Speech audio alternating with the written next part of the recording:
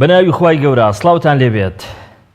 لەم بەرنامەیەدا لەژێر ڕۆشنایی دوایین پێشهاتەکانی ئەم دواییە ئایندەی شێوازی حکومڕانی لە هەرێمی کوردستان دەخەینە بەرباس و پرسیار دەکەین. ئایا بەڕاست دوایین پێشهاتەکانی ئەم دواییانەی هەرێمی کوردستان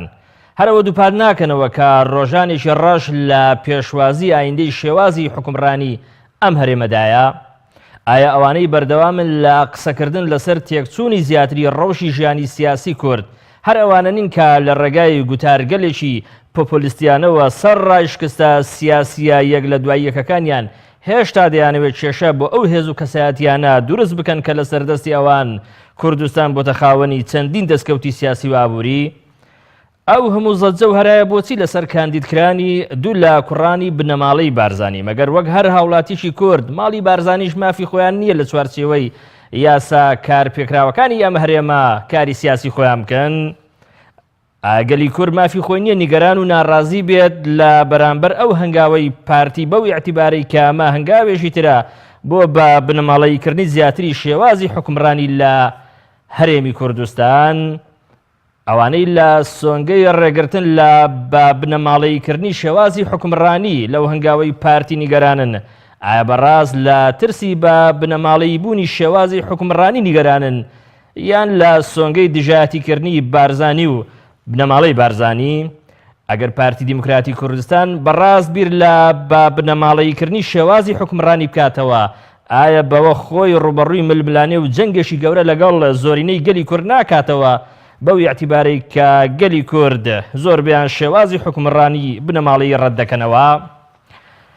بۆ قسەکردن لەسەر ئەمە هەریەک لە بەڕێزان کاگە سیروانگەردی چالاکوانی کۆمەڵی مەدەنی لە ستۆدیۆی هەولێر لە ستۆدیۆی سلێمانیش کاگە هادی حەمەڕەشید چاودێری سیاسی لەگەڵمانن. با سەرەتا هەڵبەت بەخێر بێن، زۆر سوپاسان دەکەم بەخراتی هەردوو میوانە بەڕێزەکەم دەکەم. با سەرەتا شەڕی پرسیارم کەمە هەولێری پایتەخت لە میوانە بەڕێزەکەی پایتەخت کاک سیروانگەردی بپرسم. کاگە سیروانگەردی بە قسەی هەندێ بێت دوایین پێشات و ئەو پەرەسەندانەی کە لەسەر ساحەی هەرێمی کوردستان ڕوودەدەن لەم ماوانەدا جەخت لەسەر ئەوە دەکەنەوە هەرەوە دووبات دەکەنەوە کە ڕۆژانێکی ڕەش لە پێشوازی ئایندەی شێوازی حکومڕانی کوردیدایە. بەڕێزت لەسەرەوە دەڵێتی؟ بەناوی خوای گەورە و میهرەبان سڵاو بۆ جەنابەت کاک شۆڕر، بۆ بینەران و بۆ میوانەکەشت. شۆگومان لەوەدا نییە ئێمە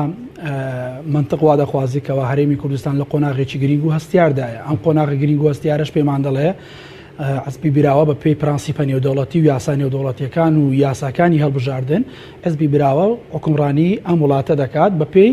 ئەوەی کە هەیە. بەڵام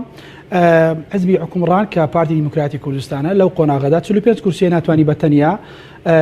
حکوومەت پێکبێنی و منطقی جنیە بەتەنیا حکوومەت پێکبێنی. ئەگەر خاوەنی ممکنە 50 کورسیش بێ 50 زائید یەکیش بێ ممکنە ئاسان نەبێت، چونکە منطق دەخوازێ لە هەرێمی کوردستان دوو زۆنمانەیە تاوەکو ئێستا زەردوس سەوزە. لەو منطقانە دەبێت ئێمە بەڕاستی بۆ بەرژەوەندی خەرچی هەرێمی کوردستان وا بخوازینکەوە هەمولایەکمان بەیەکەوە بتوانین حکومڕانێک بکەین. ئەم قۆناغی کە ئێستا لە هەرێمی کوردستانەیە بە شێوازێکی باشتر بە شێوازێکی پێویستتر کەوا خەڵکی کوردستان پێویستێتی چکە حکوومەت بۆچی پێک دێ بۆ خزمەتی خەڵکە و حزب بۆچی هەیە بۆ ئامرازێکە بۆی بگا بەدەسەڵات بگا بۆی خزمەتی خەڵکی بێکواتە حزبێش ئامرازێکە بۆ خزمەتی ئامانجێک کە خەڵکی کوردستانە. پێمان بەڕێز ئاماژەت پێدا بەوەداکە بۆ بەرژەوەندی خەڵکی کوردستانە کە هەمومان بەیەکەوە 2000 حکم بکەین. با پرسیارەکە ورتر بکەینەوە. ئەو هەنگاوی کە لە ئێستا لە پارتی دیموکراتی کوردستان دەبیندرێ بەوەی کابێک پاکێت بنمونە دوو ئامۆزا لە یەک بنەماڵە بۆ دوو پۆستی زۆر هەستیار و گرنگ کە سەرۆکایەتی وەزیران و سەرۆکایەتی هەرێمی کوردستانە کاندید دەکات. پێ دوایە ئەم هەنگاوە خزمەتی ئەو شتە بکا کە بەڕێزت لە میانە قسەکانەدا ئاماژەت پێیدا؟ هیچ یاسایەک نییە لە کوردستان بڵێ نابێ لە ماڵی بارزان خەڵک کاندید بێ یان لە دوو بنەماڵەدا کە دوو کەسی کارکتەری گرنگی هەرێمی کوردستانن یان لە پێشوشدا ئەوانە هەر کارکتەر بوون. ینی سەرۆک بارزانی سەرۆکی هەرێمی کوردستان بۆ، کاگنێ چیروان سەرۆکی ئەنجومەنی وەزیران بۆ، مەسرۆڕیش ڕاوێژکاری ئەنجومەنی ئاسایش بووە. یانی ئەو کاتی سێ بوون بەڵام ئێستا بۆ بە دوو. یانی ئەمە قسەکردنە دەبێت منطقتر قسە لەسەر ئەمە بکەین. ئایا هاتنی یان ئەگەر مەبەست دەوەی بیتن تەنها بۆ بابەتێک بیکەوە پێمان بڵێ چۆن دەکرێت کەسێک لە دەستگایەکی ئەمنی بێتە ناو کای سیاسیەوە ئەمە معقول نییە و دەستگایەکە وڵات بەرەو ئەمنی دەڕوە ئەمە کۆمەڵێک مستەڵەحان ئێستا لە ناو سۆسیال میدیا و ڕاگەیاندەکانە گوێمان لێ دەبێت بەڵام ئەمە مانەوانەیەکەوە هاتنە پێشی خودی کاک مەسروور بێتە هۆکارێک بۆ ئەوەی کە وڵات تەواو تێکەتی ناوانە دەشبینین لە هەر لەو چەڕۆژە ڕابردوودا بۆشی باوک ئەمری خوای کرد کە ئەمە دەبینین بۆشی باوک لە بێزگەلەوەی کە کۆمەڵێک ممارەسەی سیاسی هەبووە بەڵام لە هەمان کاتیشتا بیرتان نەچێ سەرۆکی دەستگای CIA ئەمری چیش بووە بەڵام بوو بە 41ەمی سەرۆک وڵاتی ئەمریکا بۆیە هەمیشە دەڵێن ئەمە قسەی نێودەوڵەتی هەمیشە دەڵێن ئەو کەسانی کە لە دەستگای ئەمنیەوە دێنە ناو حکومڕان باشتر لە مەرامەکان دەگەن باش چونکە کەمترین کات قسەیان کردووە زۆرترین کاتیش چاویان لەسەر پرۆسەکە هەبووە بۆیە بمچینە پێچوانەکەی دەرچێ وەمانای واژ نییە دار عسایەکی موسای پێ و بە یەکجار کاک سیروان باڵێ کاک سیروان تقریبا ئەو کاتێک کە بەڕێز کاک نێچیروان بارزانانی ڕاست پێرا من ئەندام پەرلەمانێکی پارتی دیموکراتی کوردستانم بۆ ئەو بەرنامەیە بان کرد و پێشەشی یەک لەو تارانم بۆ خوێندەوە کە لە ڕۆژنامەی هەولێر لەبارەی بەڕێز کاک نێچیروان بارزانانی وەکو کاندیدی سەرۆکی حکوومەت نووسرا بوو ڕێک تاڵبەت بە حکمی ئەوەی وتار بوو بە زۆرتر تاکید لەوە کرابەوە کە ئێستا بەڕێزت لەبارەی کاک مەسروور وەکو ئەوەی کە پیاوێکی ئەمنیە تاکیدی لێ دەکەوێت کە دەتوانێت زۆر شت بکە ینی گرنتی چییە ینی ئەو بەڕێزە شتێکی زیاتر لەوە بکە کە کاک نێچیر کردوێتی ینی بینیمان بە قسەی هەندێک کاک نێچیر ئەوەی نەکرد ئێستا کاک مەسروور ینی چی زیاترە لە کاک نێچیر تا ینی شتێکی جیاوازتر پێشکەش بکە نەخێر کاک نێچیروان بارزانی یەک لەوانە بووکەوە ینی هەر بە بیژدان و تەمەشای ڕەوشی هەرێمی کوردستان بکەیت لە قۆناغی ئابووریە لە قۆناغی پیشەسا مەبەستم لە گەشە پێدان بە گشتی گەشە پێدانی کۆمەلگا لە هەرێمی کوردستان دەبینی لە قۆناغێکی زۆر باش بووە ینی مانایوان نییە بە تایبەتی تر کە ئەمە بە حکومیەوەی کە لەناو ئۆپۆزیسیۆن و دەسەڵاتمان هەبووە گرفتەکان زۆر چڕ دەکراتەوە لە میدیاکان چکە میدیایەکی زۆرمان هەیە کاک نێچیروان یەک لەو قۆناغ ئەمە قسەی من نیە ئەمە قسەی کاک قوبادە دەڵێ ئەگەر نێچیروان بارزانی نەبووایە لە پاش ڕیفراندۆم و 16 ئۆکتۆبەر شتێک نەدەبا بە ناوی قەواری هەرێمی کوردستان واتە کاک نێچیروان شتێک ینی یەکێکە لە ئەندازیارە هەر گرنگیەکان بیرشتان نەچێت کاک نێچیروان لا نەچووە بۆ قۆناغێکی تر و یان گەڕابێ دانیشتوێت و کاک نێچیروان ئەرکێکی گەورەتری پێسپێردراوە کە ئەویش سەرۆکی هەرێمی کوردستانە هەمووان دەزانێت ڕۆڵ و پێگە و کاریگەری و دەسەڵاتەکانی سەرۆکی هەرێمی کوردستان چی بوون لە ڕابردوو هەموو مەرجعی باڵای ئەم نیشتیمان ڕاستە ممکنە کاک نێچیروان هەرگیز نەتوانێت بەو ئاستەی کە خەڵک و متمانە و لە ئاستی دەولی سەرۆک بارزانی چۆن بووە کاک نێچیروان ممکنە دەسەڵاتەکانی گۆڕانی پێدابێت لە پەرلەمانی کوردستانە بەڵام کاک نێچیروان یەک لە کارێکتەرە هەرە ئەساسیەکانی حکوومەتی هەرێمی کوردستان و خودی کوردستانە ینی ئەمە قسەی ئیمە نییە قسەیەک زۆر باش لە ئاستی واکرابی ینی چکە کاک نێچیروان یەک لەوە بوو کە من باتەواوی کەم تخوا کاک شۆڕش کاک نێچیروان یەک لەو کارێکتەرانە بوو کەەوە هەموو دەرگاکانی هەرێمی کوردستان داخرا خەڵک هەموو ئاواتە خواز بوو دێگۆ دەی تەواو ئیتر پارتی کۆتاییات و حکوومەت کۆتاییات داوای عەبادیان دەکرد بێتەوە هەرێمی کوردستان بەڵام کاک نێچیروان بە باڵەفڕەیەکی زۆر خێرا بەرەو پاریس فریتوانی ئابوڵقەی دیبلۆماسی لە پاریسەوە لە لای ماکرۆنەوە بشکێنێ ئەم قۆناغە تا ئێستا هەیە ڕۆژ بەڕۆژ بەرەو قۆناغێکی باشتر دەڕۆین زۆر باشە زۆر باشە ئەم هەموو هەرا و زەجێ لەسەر چی لەسەر ئەوەی دوو کەس لە بنەماڵەیەک کە بە ژێرەی یاسا کارپێکراوەکانی هەرێمی کوردستان مافی ئەوەی هەیە وەکو هەر هاوڵاتیشتری ئەم هەرێمی کوردستانە کاری سیاسی خۆیان بکەن لە هەر جونگێک لە جونگەکانی دەسەڵات لە هەرێمی کوردستان کەواتە ینی حەز ناکەی ئەم بابەتە زیاد لە پێویست گەورە کراوە و زیاد لە پێویست چوزانم کۆمەڵگەی کوردی خەریکە پێوی سەرقاڵ و خەریک بکرێت لە کاتێکدا لە ڕاستیدا کۆمەڵێک کێشەی تر هەیە لە جەوهەردا کێشەی خەڵکن نەک ئەمەیان لە ڕاستیە ئەمە گەورەترین کێشەیەکە لە کوردستانەوە کوردستان و سیستمی سیاسیەکەی ڕوبەڕوویە بێتەوە و لە هەموو کێشەکانی تر گەورەترە و من پێم وایە کە مەکتەبی سیاسی پارتی دیموکراتی کوردستان کە لەم چەند ڕۆژە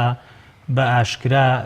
دوو کەسی بنەماڵەی کاندید کرد بۆ دوو پۆستی حەساس و کۆمەڵێک کەسی تری ناو بنەماڵەش لە پۆستی حەساسترا پۆستیان پێدرێ بابەتەکە وابزانم ئەمە ئاشکراکردنی ئەو دیوەی سیستمی سیاسیە لە کوردستانە گینا نەکاک مەسروور تازە هاتووە و نەکاک نێچیر تازە هاتووە من پشگیری ئەو پیاوەکەم کە بالفعل نێچیروان بەرزانی تازە نهاتوە نێچیروان بەرزانی لە هەشتاکانەوە لە ناو فەرمان ڕەوایەتیایە ڕاستە هەرێمی کوردستان ڕزگار نەکراوە و لە ساڵی 90 ڕزگار کراوە بەڵام هاتنی بنەماڵی بەرزانی بۆ حکم و فەرمان ڕەوایەتی ئەگەر ڕووپۆشکراویش بوو بێ ینی لە ژێرەوە حکمیان کرد بێ لە ڕاستیە تاریخەکەی زۆر کۆنە و لە شەستەکانەوەم بابەتە لە نێو هەرێمی کوردستان ببورن ینی لەسەر ساحەی سیاسی کوردستان جنگڵەدا و ململانەیەکی گەورە هەیە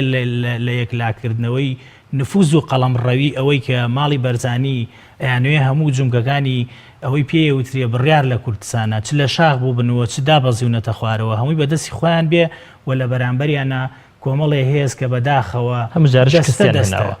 دەستە تەسلیم بوون وە کۆتایان ڕەنگە بەداخەوە لەم چەند مانگەی کۆتاییە بە ئاشکرا دیارە بەرەو تەسلیم بوونەچێت ئەمە هەبووە و لە ڕاستیە حاڵەتێکی زۆر زۆر نائاساییە ساڵی 96 کاتێکە کە نێچیروان بەرزانی ئەهێنە ناو فەرمان ڕەوایەتیەوە بە ئاشکرا چونکە ئەوەمان بیر نەچێت نێچیروان بەرزانی بە هیچ ژوئەرێک نەمە سرور بەرزانی نەم نێچیروان بەرزانی لە بەڕێوەبردن لە کوردستانە دانەبڕاون لە ساڵی 91ەوە بە دەلیلی ئەوەی ساڵی 91 نێچیروان بەرزانی لەگەڵ مامیا سەفەری بەغاکەوە لەگەڵ مامیا یەکێکە لە دەستەی دانووسانکاری باڵین ئەو کاتەی کوردستان و دواتر کە ئەبێتە هەرێمی کوردستان لەگەڵ ڕژەمی باسا و کاتێکایەت جۆرێکە لای خەڵک کە مام و برازا پێگەی ینی پێگەی قایمیان هەیە لە ناو بەڕێوەبردن لە هەرێمی کوردستانە بەڵام خۆ واز لەو سەردە تاریخیە بێنە واز لەو سەردە تاریخی بێنە ئایا لە چوارچەوەی یاساکار پێکراوەکانی هەرێمی کوردستان هەر هاوڵاتیشی ئەم کووردە بەرزانی بێ سۆرانی بێ هەورامی بێ چوزانم هەر چیەک بێ مافی ئەوەی نە کاری سیاسی بکە لە ڕاستیان مافی ئەوەی هەیە مافیان لێ دەستێنیەوە نا کە ئەوەی پاساوت هەیە جەنابتە فەرمووی یاساکار پێکراوەکان لە هەرێمی کوردستانە بە بڕای من ئەم ناوچەیە خۆی بەگشتی کە پێوترێ شەرقی ئەوسەد بەداخەوە کۆمەڵێ یاسا هەیە کە خودی ئەو دەسەڵاتە تۆتالیتارانی کە لە ناوچەکە هەن خۆیان هەڵساون بە دوورینی بە کاڵای بەبەری خۆیان بەداخەوە شێوازی حکومڕانی لە هەرێمی کوردستانە لە دەوروبەرمانە لە وڵاتانی دەوروبەرمانە باشکرا یعنی ئەبینرێ و کۆپیەکی تەواوی دەوڵەتانی خلیج و ئەو دەوڵەتانەیە کە تقریبان جۆرێک لە سیستمی پۆلیسی بەڕێوەیە بن و ئەو بەراوردەی هاوڕێ بەڕێزم کە باسی لە ئەمریکا کە نمونەی بە جۆرج بۆ شێنایەوە کە لە دەسەڵاتێکی با بڵێن هەواڵگریەوە ئەچێتە ناو پۆستی سەر کۆماری ویلایەتە یەکگرتووەکانی ئەمریکا وەرەگرێ لە ڕاستیات زۆر بەراوردێکی قیاس مع الفاریقە کە تۆ هێزێک و هەیە ناوی پارتی دیموکراتی کوردستانە بە تەبیعەتی حاڵ دەستگایەکی حیزبی هەیە ناوی دەستگای پاراستنە ئەم دەستگای پاراستنە یەک بە یەک مناڵانی بنەماڵە پێگەیەنێەوە دەسەڵات قۆرخەکەن لە کوردستانە ئەمە زۆر دنیایەکی جیاوازە وەک لەوەی کە مێژوویەکی گەورەی حکومڕانی تەندروست بۆچی دەسەڵات قۆرخکردن لە کاتێکدا ئەم هێزە 45 کورسی دەهێنێت لە هەڵبژاردن ئەجا قسەکە بۆچی شتەکان بە ناوی خۆی ناو نەبین هەز ناکەی ئەم دەستەواژانە چیتر بای ئەوە نین ینی چوزان ناو کۆمەڵگەی کوردیدا تەداولیان پێوە بکەین ئەجا گوێم لە پێشەکەەکەی جەناب و گر کە باسی لە پۆپۆلیستی کرد و باسی لەوە کرد کە ئەوانەی کە گوایە نایڵن خەڵک ئیسراحەت کاتووە ئەوانەی کە توانیوانە براوەی انتخابات بن تەمەتوع بە دەسەڵاتەکانی خۆیان لە ڕاستیە باش شتێک بڵێن خۆی ئەوەی کە پێوترێ پرۆسەی هەڵبژاردن پرۆسەیەکە توانی فەحسی هێزی سیاسی لێەوە بکەی پرۆسەی هەڵبژاردن لە ئەوروپایە یان لە ئەمریکا لەو دەوڵەتانی کە جۆرێک لە سیستمی سیاسیان نادیموکراتیزە کراوە تێر بوون ڕێژەی دەنگدانتیان ناکزە بەڵام بۆ ئەو وڵاتانی کە لە ڕاستیا کە دەسەڵاتێکی خۆسەپێنی تایە ڕێژەی بەشداری نەکردنی خەڵک و بایکۆتی خەڵک نیشانەی ئەوەیە کە خەڵک بێئومێد بووە لەوەی کە گۆڕانکاری لە ڕێگەی سنووقەکانی دەنگدانەوە بکرێ ئەمەوە پێت بڵێم کە نزیکەی ڕێژەی لە ساڵ 67 خەڵکی هەرێمی کوردستان دەنگی بە یەکێتی و پارتی نەیاوە کەواتە زۆرینەیەک دەنگی بەو دەسەڵاتە نەیاوە ڕاستە ڕەنگە تۆ بپرسیەی دەنگی بەلایەنەکانی تریاوە ڕێژێکی کەمی دەنگی بەلایەنەکانی تریاوە کە ئەوانیشی تاقی کردوێتەوە بەداخەوە لە ئاستی پێویستان نەبوو نەیانتوانیوە سنوورێک بۆ ئەو هێزانەی کە پارتی دیموکراتی کوردستان و یەکێتی نوێنەرایەتیەکەن دابنێ بەڵام ینی کۆی ئەمان و ئەوانەشی کە دەنگیان ناوە لە ساڵ 1960 خەڵکی کوردستان دەنگی ناوە لەبەرەوە ئەو شەرعەتێکە زۆر لە ژێر پرسیارایە هەمومان بینیمان من یەک نمونە بۆ جەناب تێنمەوە بۆ ئەوەی ینی ڕووڕاست و ڕاشکاو بین پارتی دیموکراتی کوردستان لە زۆنی سەوزە چەنە کۆمەڵی ئیسلامی چەنە گۆڕان چەنە یەکگرتووی ئیسلامی چەنە لایەنەکانی تر ناڕازی بوون لە هەڵبژاردنە پارتی دیموکراتی کوردستان ناڕزایەتی دەربڕیوە نەتیجەکانی بۆ ئەوەی وێنە دروستەکە لەسەر ئاستی یاسا ڕوون بێ بۆ بینەر وەلو ڕوونیشە ئەوە ئەساسەکە لە ناو هۆڵی پەرلەمان ئێستا پارتی زۆرینەیەکی هەیە بە 45 کورسیەوە هاوڕێژیان ئەمە دوجار ئەمە تەحکم دەکات هەمومان نەزانین لە کۆی جیهانە کۆمەڵێ پەرلەمان هەیە زۆربەی ئەو وڵاتانەی کە تایە ئەلفوبای سیاست هەیە پەرلەمان و جوودی هەیە ئایا پەرلەمان لە هەموو دنیاە لە دەوڵەتێکی دیموکراسی و لە دەوڵەتێکی نادیموکراسیە یەکسانن نەخێر ینی هەڵبژاردننی کارتۆنی و پەرلەمانی کارتۆنی بەداخەوە کە ئێستا پەرلەمان لەم لەحزەیە ئێمە قسەی تیاگەین ڕۆڵێکی زۆر لاوەکی ڕۆڵێکی نەک فانەوی بگرە ڕۆڵێکی تەواو پەراوێزخراوی پێسپێراوە لە یاریە سیاسیەکانە هیچ ڕۆڵی زۆر چاکە کاک سیروان دەگوترێ هێنانە پێشی ئەو دوو بەڕێزە بە تایبەتی کاگە مەسرور ڕاستەوخۆ بۆ ناو دام و دەستگاکانی بەڕێوەبردنی دەوڵەت لەسەر ئاستە مەدەنیەکەی ئەگەرنام بەڕێزە پێشتر لە چوارچەوەی ئاژانسی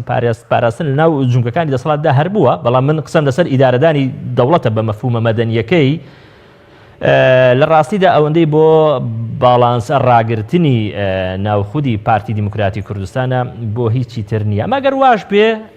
بەڵام خەڵک پرسیاری ئەوە دەکا بۆچی لەسەر حسابی کۆمەڵانی خەڵکی کوردستان و لەسەر حسابی پرۆسی سیاسی لە هەرێمی کوردستان دابێت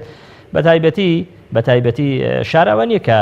بەشێک لە هێزەکان ئەگەر لەسەر ئاستی ڕسمیش نەبێت یانلانی کەم لەسەر ئاستی جەماوەر زۆر متحەمیز نین بۆ ئەوەی کە شێوازی حکومڕانی لە هەرێمی کوردستان بەو زۆرە بەڕێوە ببرێکە بۆنی بنەماڵەیی بوونی لێبێت. کاک شۆڕش دەکرێت هەرێک لە ئێوە و هەرێک لە خەڵکی کوردستانیش سێرجی ئەو زانکۆی بکە لە ئەمریکا کە مەسرور بارزانی لێ خوێندووە بزانە چی دەڵێن سەبارەتە مەسرور بارزانی ئەگەر سێرجێکتان کرد پێم خۆشە بەوردی لەسەر یەک خاڵ لە ناو بابەتەکانی وانە قسەیەک هەیە دەڵێ دووبارە بوونەوەی ئەو کارکتەرە کە لە ئەو قوتابێک کە لەوێ خوێندوێتی زۆر جیاوازە نموزەیەکی جیاوازیدا لە خوێندنەکەی خۆشیە ئەما وەکو شەخص وەکو حکومڕان مافی هیچ لایەنێکی سیاسی نییە ئەگە دەگەێڕێ و سەرمەنتە پارتی خۆی بڕیارەدا و لە ناو پارتیش خەڵکی پارتی بڕیارەدا چی قبولە و چی قبول نییە یعنی ئەمە منطقە پاشان ئەگەر دەگەڕێیتەوە بۆ بنەماڵە دوور نەڕوین بە ینی هەتا مامزەلال وفات دەکا فەرمو مامزەلال و ئێستا خانەوادەکەی لە باڵی یەک بنەماڵی بەڕێوە بن چەند بنەماڵەیەکێکی بەڕێوە دەبن تەماشای بستنەوەی گۆڕان بکە تاوەکو کاگنی شێروان ڕەوان شاد ئەبری خوای دەکاتن ئێستاکە کوڕەکانی بەبێ ئەوەی دەسەڵاتیشان هەبی و بەبێ ئەوەی پێگەی مەکانی سیاسیشان هەبی نابستنەوەی گۆڕان بەڵام ئەو ملک و ماڵی بستنەوەی گۆڕان لەسەر ناویوانە و ئێستاش کارکتەری ئەساسی و ئەوان هێرتان تا ڕادیەک بڕیار دەرینا و بزوتنەوەی گۆڕانشن تەماشای کۆمەڵی ئیسلامی دەکەی ئەمە لە دروستبوونی کۆمەڵی ئیسلامی تا ئەمڕۆکە مامۆستا علی باپیرە و کارکتەرێکی ئەساسی و بەدیلیشی نییە تەماشا دەکەی بەس یەکگرتووی ئیسلامی لە قۆناغێکە مامۆستا سەلاحەدین دەگۆڕێ بە مامۆستا محەممەد فەرەز و هەر زوو بە پڕەپڕ کۆبنەوەی کۆنگرێک دەکرێتن و مامۆستا سەلاحەدین ینی ئەمە دۆخی ڕۆژهەڵاتی ناوەڕاستە ئەگەر تۆ بتەوێ ینی دەبێت ڕەخنە لە کەسێک بگیرێ کە بەجددی ئەم ڕەخنەگرتنە ڕەخنەیەک بی لەلایەنەکانی تر وجودی نەبێ بۆیە تۆ کاتێک خۆت وایت ناکرێت رەخنە لە ئەوەی بگری چێ حکومڕان دەکەم یعنی من ئەوێ ڕۆژێ برادێک لە ئیعلامە لەگەڵە من لە کەناڵەکە وتی معنی مامۆستای زانکۆتی دانێ بیکەم بە سەرۆکی حکوومەت کاکە تۆ ئیشی تۆ نیە چێ دەکەین بە سەرۆکی حکوومەت لەناو پارتیە پارتی خۆی کاندیدی خۆی دیاری دەکات پارتی خۆی ئەو کارکتەرانە دێنێتە پێش لە هەمان کات ئەگەر پێدوابی دەست مؤسسەی پاراستن خەریکی دروستکردنی بنەماڵەی بارزانە وان نییە ینی بنەماڵەی بارزان وەکو هەر کەسێکی تر لە کوردستان دەخوێنن لە دەرەوە دەخوێنن خاوەنی بڕوانامن ینی تۆ پێدوانەبی لە هەمان کاتیشدا خەڵکتریش هەیە بێ پێگەومەکانی تر وەگرێ بۆیە ئەگەر ئێمە پێمان وابی ئەگە بەو بیرکردنەوەیە بیر بکەینەوە ئەمە دووبارە کۆمەڵێک وەکو ئەو لایەنە سیاسیانی کە هەمیشە فۆکسیان لەسەر ماڵی بارزان بوو ماڵی بارزان وە ماڵی بارزان وان ناکرێ وابێ بەڵام بەخۆیان دەچن بۆ مەسیف و سەردانی سەرۆک بارزانی دەکەن ئەوەندەیان گوت ماڵی بارزان بەو ئاراستەیە تا لە کۆتاییەکەی لە 24 کورسی کردیان بە 12 کورسی ئەمن هەمیشە ئامۆژگاریەک وەکو هەم ئەو لایەنە سیاسیەکانی تریش ئەگەر دەتەوێت بتەوێت بێ بگەی بە حکومڕانی لەم هەرێمە جوانترین نموزەجی ماکرۆنە کە دێ حزبێکی نوێ لە فەڕەنسا دروست دەکات بەڵام نایە تەشیر بە فەڕەنسا ئۆڵاند بکات دێ دەڵێ کاکە لەم سێکتەرانە گرفتەیە من وەکو ماکرۆن دەتوانم بەم شێوازە کار بکەم و ئیشی لەسەر بکەم و بۆ بەرژەوەندی خەڵک تۆ ئەگەر دەتەوێت لە بەرژەوەندی خەڵک بێ ئەم ڕێگایەتێ ئەگەر دەتەوێش بە ئانقاز بە بەردەوام بیرت لەسەر ماڵی بارزان بێ ئەوە دڵنیا بە لەوەی ماڵی بارزان ڕۆژ بە ڕۆژ بە قسەکانی خەڵکە ینی ئەمە مەواقعە خەڵک ڕۆژانە لایەنە سیاسیەکان چەند لەسەر ماڵی بارزان بە قسە بکەن ئەوەندە ڕۆژ بە ڕۆژ کەیفی ماری بارزان بە قوتر دەبێت ینی ئەمە دنیا بینینی ماڵی بارزانە بۆ ڕۆژی ئەوە خەڵک ینی لە 38 کورسی چێما بوو فاتی لەسەر پارتی نەخوێنێکە پارتی کۆتایی پێهاتووە پارتی بۆ بەخاوانی 45 کورسی ینی ئەمە منطق نییە ئەتو دۆ بێت لەبەر ئەوەی کاک مەسرور کاندید دەکرێت بۆ ئەم پێگێت و قوبوڵت نەبێ دیسانەکە پێتان دەڵێمەوە کاک مەسرور سەرۆک حکوومەت بێ و سەرۆک ڕاوێژکاری ئەنجومەنی ئاسایش بێ هەر ئەو کاک مەسرورەیەکە هەر زوو یەکێتی نیشتیمانی کوردستان پێشوازی لێ کرد هەر زوو بزوتنەوەی گۆڕان دەڵێ یەک لەو کارکتەرانە بوو ئەمە قسەی من نیە ناوقەوس قسەی ئەندامێکی جیواتی بزوتنەوەی گۆڕانە ئەوە لە پێیج و سایتەکانی خۆیان و خەڵکی تریش ماوە دەڵێ کارکتەرێک بووە لە دەستگا ئەمنیەکەی خۆی سەرکەوتوو بووە بە هیوام بگاتە حکومڕانیش سەرکەوتوو بێ لە قۆناغا ئێمەش ئەو هیوا دەخوازین ئەو کەم و کوڕیانە یاخود بە ئەوەشتان بیر نەچێ کاک مەسرور نەهاتووە هەموو بەرنامجەکانی ڕابردووی کاگنێ تیربان ڕشکاتەوە ئەو بێ بەرنمەیەکی نوێ نەخێر پارتی حزبێکی مرکزیە لەسەر بەرنامە و کارکتەری باش دەڕوا بۆی حکومڕانێکی باش بکە تەواو کاک مەسرور تەواوکەری بەرنامجەکانی کاگنێ تیربانە بۆ 4 ساڵی داهاتوو بۆیە دڵنیا بن لەوەی ئەم حکومڕانێکە لە هەندێک هەرێمی کوردستان دەکرێت قۆناغێکی باش دەبێت زۆر باشە ڕخنە بگرن لە پارتی کە لە حزبەکانی تردان دەبێت حەزناکی ئەم قسەیە زۆر منطقی تێدایە کام حزب هەیە ئێستا بەو ئاڕاستەیەدا نەبێت کە ئاڕاستەی بە بنەماڵەیی بوونە هەر لە یەکێتیەوە هەر لە گۆڕانەوە ئەگەر کوڕانی سەرکردەکانی کۆمەڵیش حەزکن دەتوانن ئەوە بکەن کە کوڕانی بەرپرسانی یەکێتی و پارتی و چوزانمانی تر و هەروەها یەکگرتوش ئەمە قسەی خەڵکە یانی کەواتە بۆچی ئەیبێ لە خەڵکو یا لە پارتی و لە خەڵکی تریش توزانم ئاساییە وڵا لە ڕاستیە حەز ناکەم کوالیتی بەرنامەکەەوە نەدابەزێنین دیفاع لە شخصکەین من نهاتوم دیفاع لە هیچ شخصێ باش من پرسیارەکە بگۆڕم هەر خۆم لە پرسیارەکەی جەنابی شت و لەوی شتێ گەشتوم و حەزەکەم وەڵامیش من با پرسیارێک لەکەم توڵە ئەم بەڕێزە قسێشی تری کرد حەز ناکەی زۆر منطقیە هەر ژینگەکە خۆی ینی ژینگەکە خۆی مهەیە بۆ ئەوەی ئەم شێوازی حکومڕانیە لە خۆرهەڵاتی ناوەڕاست تا ئێرەش سوزانم بمێنێتەوە درێژەشی هەبێ ینی خۆی ئەمە هەڵەکرێن خۆی لە ڕاستیا من لە سەرەتاوە عەرزم کردن کە وێنەی ئەم جۆرە لە فەرمان ڕەوایەتی لە دەوروبەرمانە زۆرە کە حیزبێکی دیاری کرا و بە ئاگر و بە ئاسن و بە هەموو ڕێگاکان چاواشەکاری لە خەڵکەکات و سنووقی دەنگدان تەزویرەکات وە خۆیە سەپێنێت وە پەرلەمان داگیرەکەوە دەرگای پەرلەمان داخاوە پنتەکانی تری هەموو کۆمەڵگا داگیرەکە تەنانەت پنتی ڕۆشنبیری و ئاینی و کۆمەڵایەتی و هەموو شتێ بۆ خۆی داگیرەکە لە بری دادگا مەکتەبی کۆمەڵایەتی دانێ لە بری دەستگا و دامەزراوەکان لە هەموو سەرسوچێکی کون و قوشبنێکی کۆمەڵگایە بارەگایەکی حیزبەکەی دانێ ئەوە لە سەرەتاوە عەرزم کردی بەڵێ ئەو ژینگەیەکە کە فعلەن بارگاویە بە شەرقی ئەوسەط ئەوە وازەحە بەڵام ئەمە قەت پاساو نییە بۆ ئێمە خەریکی چین ئەمە لەلایەکی تر ئەوەی کە گوایە من هاتبم لێرە دیفاع لە هەر شخصیە بکەم کە تەقلیدی پارتیەکە من پێڵم بیلفعل تەقلیدی پارتیەکەن نەک بەرگریان لێ ناکەم ئەسڵەن لێرەوە نەفرەتیان لە یەکەم کە ئەیانەوێت خەونی خەڵکی کوردستان، خەونی ئازادی خوازان، خەونی کەسانێکە نایانەوێت لە بنەماڵەی بەرزانی بچن، خەونی کەسانێکە نایانەوێت کۆمەلگا بەدەستی بنەماڵەیەک و کۆنتترۆل بکرێ، ئەویشیەت حیزبێ دروستەکە بنەماڵەیەکی سانەوی دروستەکە، چونکە ئەومان بیر نەچێ بەم ڕووداوانەی ئەم چەند ساڵی دوایی پارتی هەوڵیاوە کە ینی ماڵی بەرزانی کە بەداخەوە ینی پارتی خۆیان هەستی پێ ناکەن یان نایانەوێت هەستی پێ بکەن کە پارتی خۆشی یەکێکە لە حیزبە مەزلومەکان لە کوردستان زۆر مەزلومە بەدەست ماڵی بەرزانی و ماڵی بەرزانی ئێستا هەموو کون و قوشبنێکی دەسەڵاتیان داگیریان کردووە نەک ئەوەی استحقاقی انتخابی نییە کاکە ئاگامان لێ بێت ئەم حیزبە دەسەڵاتێکی پۆلیسی هەیە ئەوەمان بیر نەچێ ئەو خەونە ڕەنگاڵەیە و ئەو دنیا جوانە ئەو هاوڕێیەمان و خەڵکی تریش باسیەکە بۆ جۆرە نییە ئاگامان لەوە بێ ماڵی بەرزانی کێشەی زۆر قوڵیانەیە لەسەر دەسەڵات و ئەوەی کە ئەڵێ مەسرور نەهاتوە کارەکانی نێچیر بسڕێتەوە و بەدوایە شتێکی کە دروستکە ناوانیە کە هاوڕێژان ماڵی بەرزانی ئامۆزاکانی کاک مەسعود ئێستا لە ڤێنان ڕاونراون ینی ئامۆزای مەسعود بەرزانی هەیە ژنەکەی لێ سەنراوەتەوە کێشەی بنەماڵەی بەرزانی هێناوێنێتە ناو دەستگاکانی هەرێمی کوردستانەوە لە دەستگاکانی هەرێمی کوردستانە ڕەنگیاوەتەوە تەصفیە حسابی لایەنگرانی نێچیروان بەرزانی نەک لە ئەمڕۆ دەستی پێ کردووە 10 ساڵیشە بێ دەستی پێ کردووە نێچیروان بەرزانی وردە ئاو تەکرێ لە دەسەڵات کە لای من ئەمە هەر مەوزوع نییە گرنگ نییە بەلای من پێم وایە ئەو با بڵین سەرمایە ڕەمزیی کە مەسعود بەرزانی شەڕی لەسەرەکە هەمان سەرمایە ڕەمزی نێچیروان بەرزانیە لای من نێچیروان بەرزانی کارکتەرێکی زۆر گرنگ نییە چاوەڕێ بم لە ڕێگەی ئەوە گۆڕانکاری بکرێ نەخێر هەمویان لەناو سیستمەکە نەخێر لەگەڵ هیچ بنەماڵەیەک نییە لەگەڵ بنەماڵەی کاک شۆڕشایە لەگەڵ قسەکانی خۆم نوێنەرایەتی یەکەم کاک شۆڕشیان من کێشەم لەگەڵ کاک شۆڕشا هەیە گەر خۆی و بنەماڵەکەی بسەپێنێ بەسەر کوردستانە کێشەم لەگەڵ نەوشینا مستەفا هەیە خۆی و بنەماڵەکەی بسەپێنێ لەگەڵ مامۆستا عەلی باپیرە هەمە گەر خۆی و بنەماڵەکەی بسەپێنێ لەگەڵ مام سەلاحەدینە هەمە لەگەڵ ماڵی مام جەلالە هەمە خەڵکی کوردستان کێشەی حەقیقیان هەیە نابێ بڵین شتەکان بەرین بەوەی کە کێشەیان بەس لەگەڵ ماڵی بەرزانیە هاوڕێژیان چەندێ کێشەم لەگەڵ مەسرور بەرزانیا هەیە کە هاتووە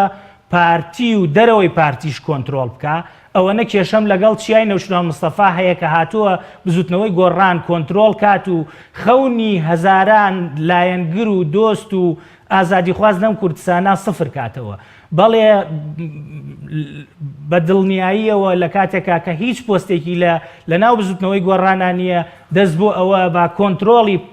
پێگە و پلەکانی بزوتنەوەی گۆڕان کە هەمان عەقلی مەسرور بەرزانی و مەسعود بەرزانی و بنەماڵەی بەرزانیە کە ئەیانەوێ هەموو پێگەکان لە ناو پارتی دیموکراتی کوردستانە کۆنتترۆلکەن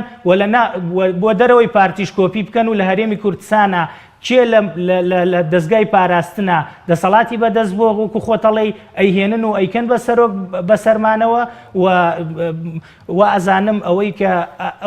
ئەو دوا ڕۆژەی کە چاوەڕێی خەڵکی هەرێمی کوردستانەکە دەسەڵاتێکی پۆلیسی و هەواڵگری لە سایەی ئەم مناڵانەی بەرزانی و مناڵەکانی تری بنەماڵە سیاسیەکانە بەڕێوەیە زۆر چاکە کەواتە کاک سیروان بە قسەی ئەم بەڕێزە بێت کاکادی بە هیچ شێوەیەک بابەتەکە پەیوەندی بە شەڕ نییە لەگەڵ بنەماڵەی بارزانی و ئەگەر پەیوەندیشی هەبێ بە شەڕی بنەماڵە ئەوە لە ڕاستیدا شەڕە لەگەڵ هەموو بنەماڵەکان بە بنەماڵەی بارزانیت و چوزانم بنەماڵەی کاک نێوشێروان و مام جەلال و مامۆستا عەلی باپیر و هەموویان شەڕەکە شەڕە لەسەر شێوازی حوکمڕانی بەڕێز لەوبارەوە دەڵێ چی؟ ئەم کاکەیە زۆر شتی ڕوژاند تەزویر و داخستنی پەرلەمان و داگیرکردنی پارتی لەلایەن بنەماڵەی بارزان من بۆ بەوەی بە مەنتەق بوو کاکە پارتی عەزمی ماڵی بارزانە یعنی ئەمە نەبۆ تۆ نەبۆ هیچ لایەنێکی تر قابلی قبول نییە قسە لەسەر ئەمە بکە چکە تۆ کەست قبول نییە و کەست پێقا ئەوە نییە کە حکومڕانی ئەم وڵاتە بکە تۆ خاوەنی دۆکتارینێک نی کە بۆ کۆمەلگای کوردستان بێ کاکە دەکرێت لە ئێستادا کە ئەم بە ڕێزە باز لە کۆی گشتی بنەماڵەکان دەکات من دیسان دەڵێمەوە سەر ئەم واقعەکە ئەوەیە پارتی کاندیدی خۆی هەیە کاتێک تۆ لە ناو ماڵەکەی خۆتا کێشت هەبێ لۆ دەکرێ هەتا یەک لە قسەکان هەیە دەڵێ ئەگەر تەوێت لە بەختەوەری بگەڕێ لە خانوەکەی خۆتە مەچوو عەدیقەی دراوسێکەتە تۆ ئێمە بەختەوەری لە ناو پارتی لە ماڵی بارزان دەدۆزرێتەوە تۆ بۆچی کاتێک بەختەوەری خۆت دۆڕاندووە یان بزرت کردووە یان ونت کردووە یا هەر ناوێشتری لێ دەنیت بۆچی تۆ دێت بە عەدیقەی ماڵی بارزان خەریکە بێت کاکە ئەوان پارتی ئەمەیان قبوڵە لە بینی هەر کارکتەرێکە پارتی کارکتەرێک و دە کارکتەرێکی تدابنێ کارکتەری ماڵی بارزانیان قبوڵە کە ئەوی سەرۆکی حکوومەت و سەرۆکی هەرێمە پارتی کۆمەڵێک کاکە دەسەڵات دەم وڵاتە بە سەرۆکی حکوومەت و سەرۆکی هەرێم نین دەسەڵات دەم وڵاتەیە لە بەڕێوبەرێکی گشتی دەست پێ دەکات تا قۆناغەکان دەڕوە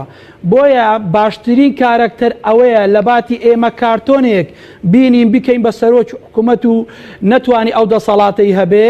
نەخێر کارکتەرێک دەکەین بە دەسەڵات بۆ ئەوەی هەموو خەڵک جورئەتی هەموو شتێکی نەبێ لە ناو خودی حیزبەکەی خۆیە لە ناو خودی حکوومەتەکەی خۆیە ئەو چاکسازی و ئەو ڕەوشێکی هەیە ئێمە لەو قۆناغی پێویستمان بە شتێکە کە ئەمە هەموو ئاواتی بۆ دەخوازین و هەمووشمان قسەمان لەسەر ئەوەیە کە دەزانین لە داهاتوودا لە هەرێمی کوردستان بە بزوتنەوەی گۆڕان و بە کۆمەڵی ئیسلامی و بە یەکگرتووی ئیسلامی و بەنەوەی نوێ خاوەنی 32 کورسین وەکو ئۆپۆزیسیۆن ئەگەر بمینێن و هەر هەمویان ئەمانە ناتوانن گۆڕاکاری لە وڵاتە بکەیت چونکە لە ڕابردوودا ئۆپۆزیسیۆن ئەتک کرا لە ڕابردوودا ئۆپۆزیسیۆن موزەتێکی ناشرینی پیشاندا لەسەر دەستی بزوتنەوەی گۆڕان کە بینیمان کۆمەڵێک دروشمی قەبەیان هەگرت تا کۆمەلگاکەشیان بۆ ئاراستە برد و خۆشیان خێخسە ناو قەیرانێک و ناوبابەتێک کە خۆشیان ئێستا سەر لە خۆیان دەرناکەن و هەر خەریکی ئەوەن وەکو ئەم کاکێ دەڵێ تەزویر و تەزویر ئەمە قەوانێکە چوو کاچی من ئەگە تۆ دێ لە من دەپرسیت من یەکێکم تەزویر لە سلێمانیا کراوە یەکێتیش پێی وایە تەزویر لە هەولێرا کراوە یعنی ئەمە نایڵێم نوێنەرەکەی پارتی لە لقی 4 نوێنەرەکەی پارتی لە لقی 21 لە لقی 12 لە هەموو لقەکانی ئەم سنوورە یەکەم شەو ئەنجامەکەیان ڕەت کردەوە حەبیبم یعنی تۆ باسی چیەکەی یەکێتیش لە هەولێرا کاچی من یەک دقە من بڕە تۆ من بڕە یەک دقە کاچی من بڕە بام قسەکانی خۆم تاوەکە بکەیت سوڕی تۆ هات خۆت دەتوانی بەدڵی خۆت قسە بکەیت من نابڕم لە هەمان کاتدا لە هەرێمی کوردستان ئەگەر تۆ باز لە پێشەڵکاری و یان تەزویر بکەیت منش دەڵێم بەپێی ئەو داتایانەی کە 38 ڕێکخراوی نێو دەوڵەتی لە ئاستی هەرێمی کوردستان هات لە ئاستی دەولیات هەرێمی کوردستان بۆ چاودێری 36 ڕێکخراوی کۆمەڵی مەدەنی نێو دەوڵەتی پرۆسەکەیان بە باشە بەڵام لە تێبینی خوارەوەیان دەڵێن خروقاتەیە دوو ڕێکخراوێکی بەریتانی دەڵێت تەزویراتێکی زۆر هەیە و ڕێکخراوێکی هۆڵندیش راپۆرتی ئامادە نەکردووە ئەمانە کاری منیش ئیشی لەسەر دەکەم ینی من دەمێکە لەو قسە سواوانەی لایەنە سیاسیەکان کە ئەو عەقی خۆشتیان هەمیشە دۆڕاوەکان مبڕیرێک دێنەوە بۆ خۆیان بۆ ئەوەی بە خەڵک بڵێن ئێمە واین جوانترین دەست پێ کە لە دوای هەڵبژاردن دەستی پێکرد یەکگرتووی ئیسلامی کوردستان بوو لەسەر دەستی بەرپرسی هەڵبژاردنەکەی وتی ئێمە شکستمان هێنا هیچ کەسێک مستەبیبی ئەو شکستی ئێمە خۆمان مستەبیبین و خۆمان چا دەکەین ئەمە عاقڵترین سیاسی دەبێت بەوا بیر بکاتەوە ئەگەر هەر کەسێک و ئەم کاکێش پێوابی سیاست لە هەرێمی کوردستان بە قسەی گەورە و بریقەدار و دروشم بازیە ئەمە با پێتان بڵێم خەڵکێکە بووە ئێستا کە دەرگاکانی تەفگەری ئازادی دادەخە بەڵام هەردوێنێ بوو لە ناو ئەنقەڕەکە خۆم لێ ئامادە بووم هاواریان دەکرد بۆ ئازادی ئۆجەلان ئەگەر ئەمە دروشم بێ خۆی دروشم و هەڵوێست و کردار دوشتی جیاوازن بەڕاستیتان پێ بڵێم ئەم کاکەیەش بووتە بەشێک لە دروشمەکان ئەوەندەی خەریکی دروشمە خەریکی شتی ترنی تۆ بۆ نایە بە واقعەکە بازەوەی بکەی بۆ پەرلەمان داخرا بۆ لە کاتژمێر 6 ئێوارەوە تا کاتژمێر 6 بەیانی کۆبوونەوە کرا کە هەموو لایەنەکان دیکتاتۆر بوو پەرلەمانی داخسا و ڕێژان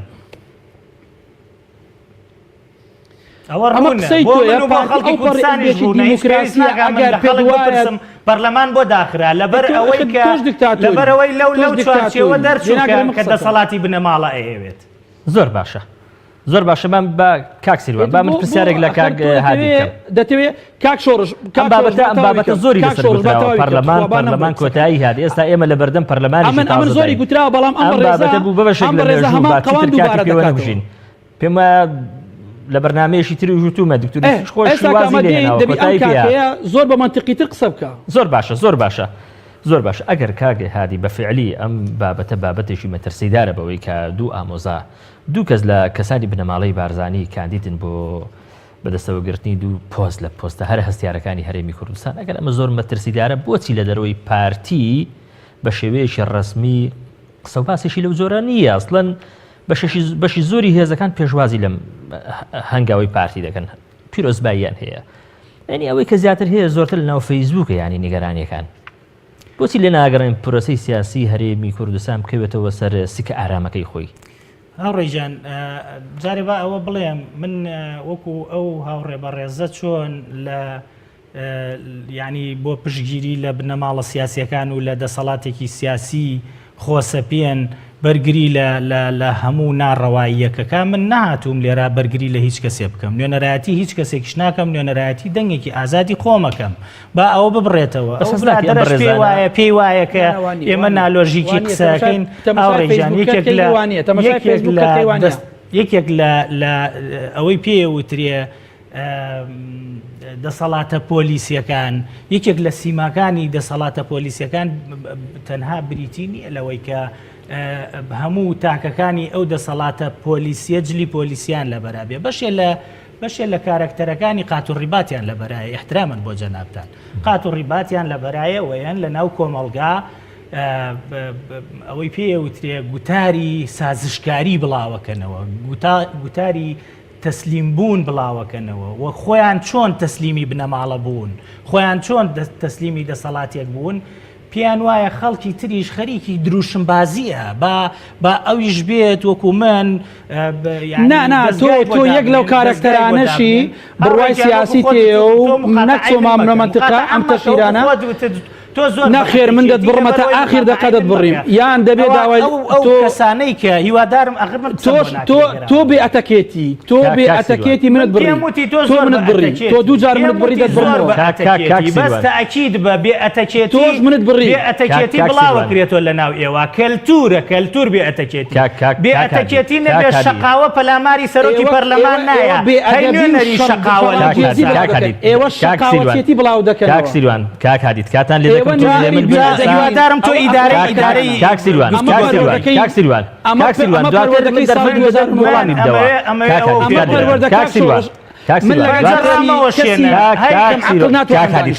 تۆ لە بەرنامە دانیشتووی برام من ناتوانم لەگەڵ کەسی کەم عەقڵ دانیشت عەقلی لە مەلام سەفاوە کار لێ دەکەم کاکادی کەم عەقلی لە مەلام سەفاوە من ناتوانم لەگەڵ بێ ئەخلاقێک بەرنامەیە دانیشم تۆ بێ ئەخلاقی بێ ئەخلاق لە مەلام سەفاوە دەسی دوایە بە شێخزانەکانی ناو ڕێ بەردەگرین دواتر دەگەڕێنەوە وڵاتان پێم با بێوە عسابتان زۆر گەرمەزاری دواتر دەگەڕێم وڵاتان کار لێ دەکەم دەگەڕێم وڵاتان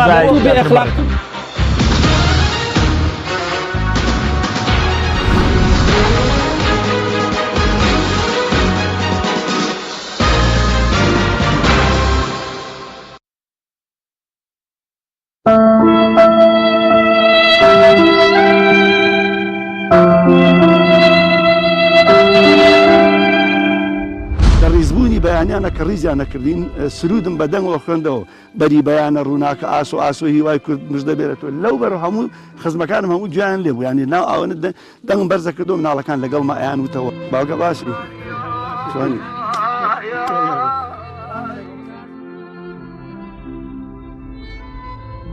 ئەم ئەفسانەی گێوشتا هەمووشتی ئاوا بووە هەرەوەڵا جوولەکەکان هاتوون لێرە سەیرانیان کردو جوولەکەی هەڵەبجێت وما تواضع أحد لله إلا رفعه الله هەر کەسێک لەبەر خوا خۆی بەکەم بزانێ خوا بەرزیەکاتەوە فیزی نەبێ و دەعێ و نەبێ و دەمار نەکەی بەسەر خەڵکە لەبەر خوا خوای گەورە بەرز دەکاتەوە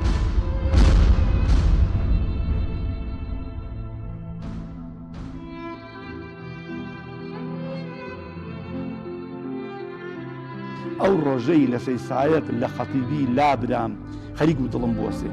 ڕاستی تەمەن بەرنامەیەکی دۆکۆمنتاری کەناڵی ئاسمانی پەیامە و هەر جارە و لەگەڵ یەکێک لە کەسایەتیە دیار و هەڵکەوتەکانی هەرێمی کوردستان لە زاری خۆیەوە ژیان و بەسەرات و سەرگوزەشتەکانی بەیەوەی بەڕێز ئاشنا دەکا.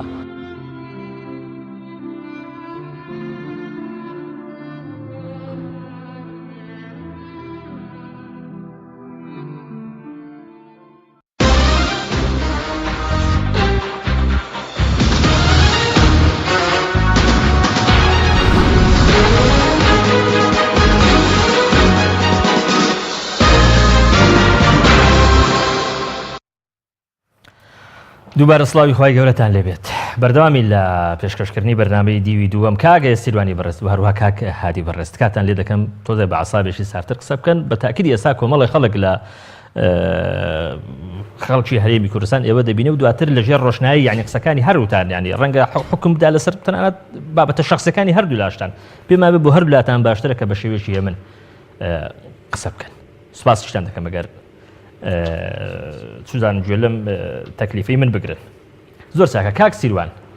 بەڕای بەڕێزت باشتر نەبوو بۆ پارتی دیموکراتی کوردستان ینی لە دەرەوەی بنەماڵەی بارزانی بەم شێوە لە خەستی مامەڵە نەکات لە هێنانی پێشی کەسەکان خۆ دەزانی هەر لە ئەسڵدا بمانەوێ و نەمانەوێ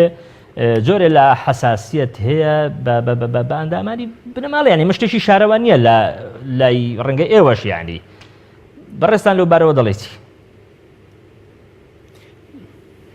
کاک شۆڕش دیسان دەڵێمەوە هەمان قسەی ڕابردوو دووبارە دەکەمەوە بەڵام شتێک هەیە پێی دەڵێن لە زانستی کۆمەڵناسی دەڵێن فۆبیا کە زۆر بوو دەبێت بەخام ئەم برادرانە و کۆمەڵێک لایانی سیاسی تریش ئەوەندە فۆبیان هەیە لە ماڵی بارزان بۆ بەخام کاکە من دیسان دەڵێمەوە پارتی حزبی براوەی یەکەمە کە کاندید دیاری دەکا تۆ کەی بوویت بە حزبی حکومڕان لە وڵاتەدا ئەوان دەکە لە وڵاتە ئەگەر پێت کرا ئەوان دەکە لە وڵاتە تۆ ئەوان حکومڕانی دەکەن و تۆش بە ئازادی دێیت لەسەر ئەم شاشەیە ئەگەر باسی حکوومەتی پۆلیسی دەکەیت هەر ئەم بە ڕێزەیەوە سینما بە پیاوێک نیکە کە ژیانی خۆی تەرخان کرد بۆ ئەم شۆڕشە و دەیان سەرکردی وەکو مامجەلال و نوێشێروا مستەفا و دەیان خەڵکی تری لە بەدەستی پەروەردە بووە ئەگەر تۆ بێت بەم عەقڵە بێت بتەوێ کۆی ماڵی بارزان بستڕیتەوە ئەمە نەمەنتقی سیاسیە نەمەنتقی گفتوگۆشە من یەکەم جارم نم داوای لێبوردن لە بینەران دەکەم کەوا لە شاشەکەیەوە بڕۆکە کەمێک هەڵچوم لەو قسانی خۆم من لە ژیانی خۆم هاتووم منتقی هێز باسی لە دیالۆگ دەکەم و ئازادم تا ئەو سنوورەی بەرگری دەکەم کە سنووری ئەم برادەرە پێشەڵ نەکەم ئەم برادەرە کە منی قەتعکردن ناچارم داشی قەتعیکەمەوە بۆیە ئەوەی کە پێی وایە ماڵی بارزان هاتوونەتە پێش بەڵێ هاتوونەتە پێش بەڵێ هەر ئەوانە دەسەڵات بوو نەخۆ نەک ئەمڕۆ هاتوونەتە پێش کاک مەسرور ڕاوێژکاری ئەنجومەنی ئاسایش بووە بە بەردەوام خەڵکی بینیوە بە بەردەوام لە ئاسی دەولی و ناوخۆی و ئیقلیمی سەردانی کراوە وەفدی دانوسانکاریان باشتر بڵێم لە هەموو پەیوەند دیبلۆماسیەکانە لەگەڵ بووە بۆ ئەمڕۆ کە دازە دەیکەی بە کێشەیە کە نابی بێتە پێش قۆناغێکی بڕیوە ئەوی ترش هاتوتە سەرۆکی هەرێم ینی ئەمە سێ بۆ بە دوو واتە دوو کەس بوونە لە سەرۆکی هەرێم کاک سیروان دەڵێن دەبێت بە چوار کاک سیروان دەڵێن دەبێت بە چوار بەو اعتیبارەی کە قسە و باسی ماڵی بارزان بیکە بە چوار و مەسعود بارزانی بێتە شوێنی کاگە مەسرور و لانی کەم لە ناو پارتیش قسەی ئەوە هەیە کە کاک مەسعود بارزانی وەکو مەرجع دەمێنێتەوە لانی کەم بۆ کاک مەسعود قسە و باسەکە لە ناو پارتیە وەڵا بەدڵ دەخوازم یەک لەو کارکتەرانم چوناوە چشم لێ دەنێت ئەوە ئازادم بەڵام بۆ بیر و ڕای خۆمە بەیوام هەتا پێیان بکرێ خەڵکی باش و تەکنۆکرات و بە قابلەت بینە پێش و خەڵکی بەدەسەڵات وەکو ئەوانەی کە ڕۆژانە دەچووە هەر سەردانێکی حیزبی سیاسی بەو پڕی پێشوازی و گەرم و پێکەنین و پێشوازیشیان لێ دەکەن و کارکتەری زۆر ئەساسشن بە هیوام ئەگەر کاگوەیسی و هەر کاکێکی تریش لە ماڵی بارزان توانا و دەسەڵاتی یان توانا و قابلەتی ئەویانە بێ حکومڕانی ئەم وڵاتە بکەن بە یەک لەوانە پێم خۆشە لە باتی کەسێکی تری بە ئەوان بێنە پێش خەڵکی ئەم وڵاتن و هیچ یاسایەکی قەدەغەی نەکرد و دەسەڵاتیانەیە بتوانن گۆڕانکاری زۆر باشن بەڵام ئەوەی دەمێنێتەوە چییە؟ ئەوەی دەمێنێتەوە چییە؟ دەبێت دەسەڵاتەکانی ئەوان لە بەرژەوەندی خەڵکی هەرێمی کوردستان بێ ئەگەر دەسەڵاتەکانی ئەوان لە بەرژەوەندی خەڵکی هەرێمی کوردستان نەبێ منی لەو کارکتەرانە کەواتە کەی بوون بە زۆرینە کەی بوون بە براوەی یەکەم ئەو کاتە خۆی دەکرد بە قسەی ئەو بەڕێزە بێ بنە ماڵی بارزانیتیان لە کوردستان دەردەکرد لە ڕاستیان منتان ناساندووە هاوڕێژیان من دیسانەوە ئەیڵێم ئەمە چەندەم جارمە دووبارەیەکەمەوە من نوێنەرایەتی کەس ناکەم من پێم وایە کێشە لە سیستمی سیاسی لە کوردستانە هەیە کێشەکە گەر پێ وابێ بەس پارتیە ئەو برادەرە لە خۆیەوە هەڵەچێ من نەموتوت کێشەکە بەس پارتیە کێشە سەرەکیەکە پارتیە ئەوە قسەیتیان نییە کێشە سەرەکیەکە پارتیە چونکە مبادیر بووە لە هێنانی پاتاڵترین جۆری سیستم بۆ کوردستان کە ئەوش سیستمی بنەماڵەگەریە کە لە دنیا ئێستا شێزەکانی تر لە پارتی دەکەن کەواتە ئەمە تەجروبەیەکی سەرکەوتووە نەخێر تەجربەیەکی زۆر فاشیلەوە ئەو حیزبانەی تریش ئەوەنە کێشەم لەگەڵ ئەو حیزبانە هەیە ئێسەوەنە کێشەم لەگەڵ پارتیان نییە چونکە ئەساسەن لە ژیان مادانی خێرم بە پارتیانە ناوە ناشینێم بەڵام من ئەوان بابەتەکە قەرار نییە هاوڕێجان تۆش ینی قسەکانی ئەو دووبارە مەکەنەوە کێشەکان کاکە پارتی دیموکراتی کوردستان لە ساڵی 64 کێشە لەگەڵ کۆمەڵی خەڵکا دروستەکەن لەسەر ئەوەی کە پارتی نایەوێ خۆی بکاتەوە پارتی ئەوێ لە بری ئەوەی دیوەخانێ بڕیار با مەکتەبی سیاسی بڕیار نەیە کاکە بڕۆ تاریخ بخوێنەرەوە مەلام سەفا خۆی ئەوەنە مرتاح بووە بە ئاغا و بە کۆمەڵێ خەڵکی دیاریکراو کە لە ڕووی خێڵەکێتیوە لە ناوچەیەکان نفوزیە هەبووە ئەوەنە مرتاح نەبووە بە ناوچەیەکی حیزبەکەی خۆشی لەبەرەوە یعنی ئەم شێوازە کێشەمان لەگەڵ ئەم شێوازە هەبووە ئەجینا چۆن کێشە ینی مەسعود بەرزانی چۆن بارزانیە بە هەمان شێوە ئەیوب بارزانیە بۆ کێشەمان لەگەڵ ئەیوب بارزانیە نییە کە ئەدەبیاتەکەی خوێنینەوە هەستەکەین پیاوێکی ئازادی خوازە هەستەکەین ئێوێ ڕێز لە پێگە عەشایریەکەی بارزان بگرێ کە پێگەیەکی زۆر ڕێزگیراوە لە پێش ئەوەی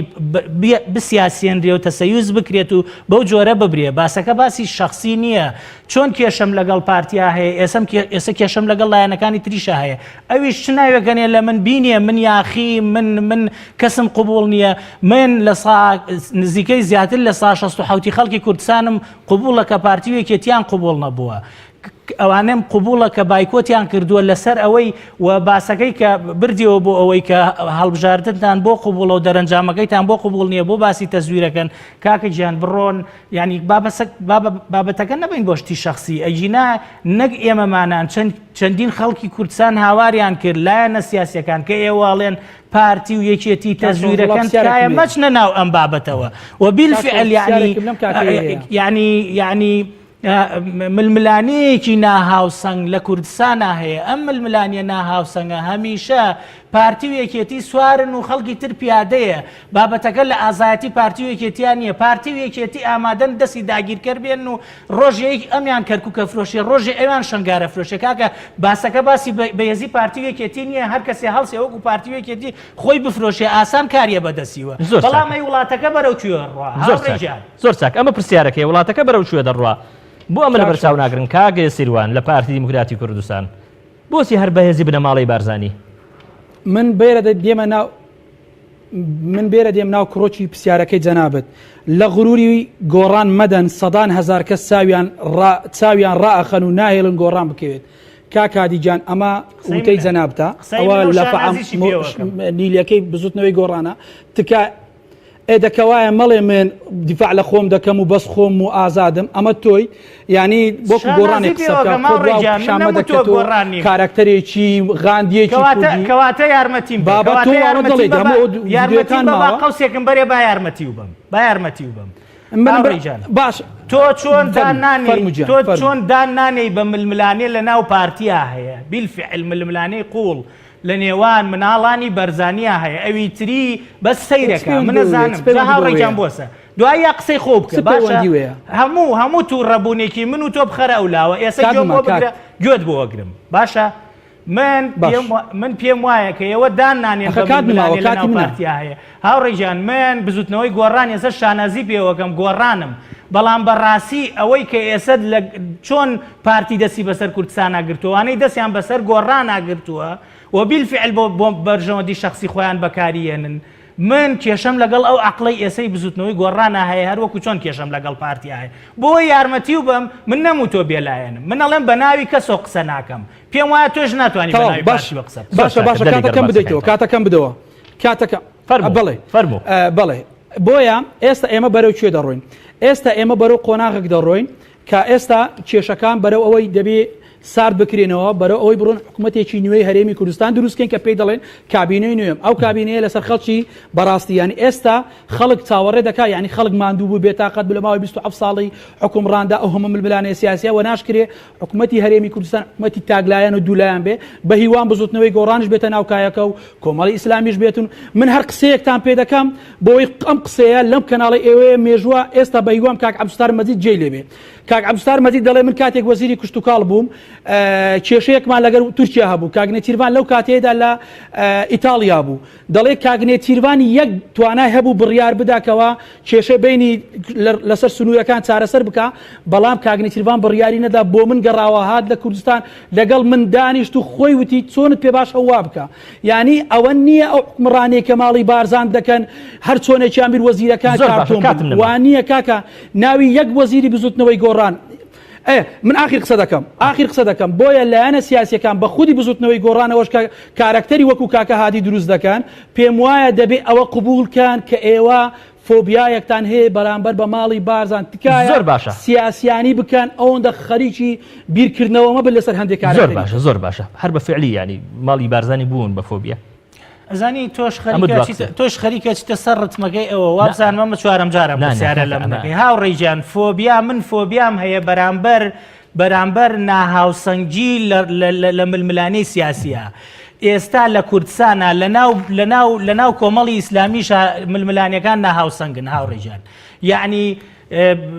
پێم خۆش نییە خانە خوێم و کۆمەڵی قسە لەسەر کۆمەڵی ئیسلامی یعنی وەکو تاکێک قسەکە یعنی ئەوەی کە ڕابەری ئیلە الئەبەد و ئەمیری ئیلە الئەبەد و ڕێخەری گشتی ئیلە الئەبەد و یعنی بنەماڵەیە کە مۆنۆپۆلی بەشێک لە دەسەڵاتەکانی حیزب و حکوومەت کە من سین و ساد ناناسم کێشەم لەگەڵ ئەم فەرمانڕەوایەتیایە کە پێم وایە فەرمانڕەوایەتێکی خراپە وە بەڕاستی مارکەکە مارکەی پارتیە لە دەسەڵاتی خێڵەکیەکانی ناوچەکەەوە لە هەر کوێ بێخراپ زۆر سپاس دەکەم زۆر بەڕێز کاک هادی حەمەد ڕەشید چاودێری سیاسی هەروە زۆر بەڕێز کاک سیروانگەردی چالاکبانی کۆمەڵی مەدنی تا لە هەفتەی داهات و پێتان دەگەمەوە هەموو لاک بەخوای گەورە دەست پێرم خواتان لەگەڵ